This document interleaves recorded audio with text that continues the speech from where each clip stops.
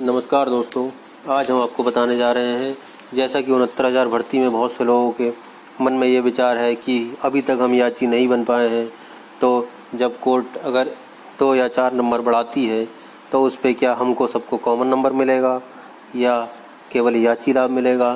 तो हम आज आपको बताने जा रहे हैं कि कौन होता है याची, कैसे बना जाता है याचिकाकर्ता और कब तक आप हाई कोर्ट में या कोर्ट में अपनी याचिका फाइल करा सकते हैं। इस बारे में हम आपको पूरी जानकारी देंगे।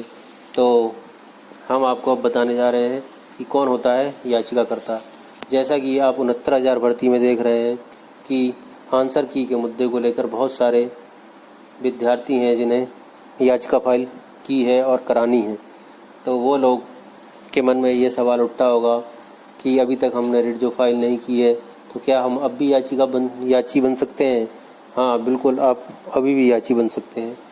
और जो हाई कोर्ट में पहली रिट किसी भी मामले को लेकर, जैसे कि आंसर की का मुद्दा है, उसको लेकर जिसने पहली याचिका फाइल की है तो वो उसका मुख्य याचिकाकर्ता हो गया।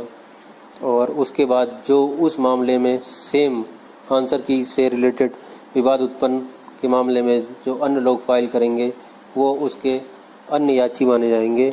और जब जैसा कि आप स्क्रीन पर देख रहे हैं कि राम संजीवन वर्मा केस नंबर 4267/2020 जो मुख्य याची का जो फाइल हुई थी 4052, उसके साथ 15/6/2020 को राम संजीवन वर्मा की याचिका दाखिल करा दी है।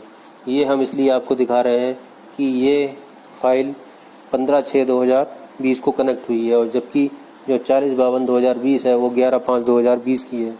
तो हम आपको ये बताना चाहते हैं कि आप जब तक आपका फाइनल ऑर्डर हाई कोर्ट से या किसी भी कोर्ट से नहीं हो पाता है तब तक आप उसमें याची बन सकते हैं। और यदि कोर्ट याची लाभ देती है तो आपको भी उसका याची लाभ पूरा उतना ही मिलेगा जितना अन्य याचियों को मिलेगा।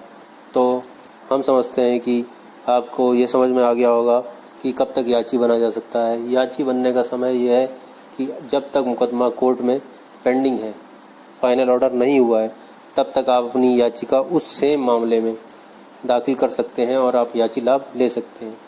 जैसा कि अब देखा जा रहा है बहुत सारे याचिकाएं फाइल हो रही हैं हाई कोर्ट में, जिसको देखते हुए जैसे कि NOC, MRC और विभिन्न तरीके के मुकदमे फाइल हो रहे हैं, उनको देखते हुए ये 69,000 भर्ती बहुत बुरी तरह फंस रही है। इसको अगर आप सही तरीके से देखें और एनालाइज करें तो आपको ये समझ में आएगा कि इतनी बुरी तरीके से फंसने के बाद भर्ती में अगर फाइनल ऑर्डर में जो आंसर की का मुद्दा है उसमें अगर नंबर बढ़ते हैं तो कॉमन लाभ होगा या याची। तो हमें ऐसा लगता है कि कोर्ट केवल याची लाभ देगी क्योंकि भर्ती बहुत बुरी तरीके से फंस चुकी है। तो उसको देखते हुए अगर कॉमन नंबर दिया जाएगा तो भर्ती में और परेशानियां होंगी। इसीलिए हमको ऐसा लगता है कि भर्ती में याची लाभ दिया जाना संभव है। बाकी इसके बारे में कुछ कहा नहीं जा सकता, कोर्ट पर डिपेंड करता है। कभी कभी ऑर्डर याची लाभ का भी होता है और कभी कभी ऑर्डर कॉमन भी होता है।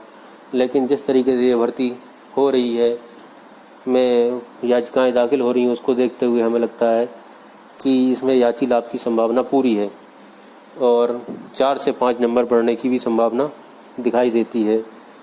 अब यह देखना है कि 6 जुलाई को जो डेट इसमें नियत की गई है उसमें काउंटर के जवाब में जो आएगा उस पे कोर्ट कितने नंबर आपके बढ़ाती है या कोई आगे डेट लगाती है।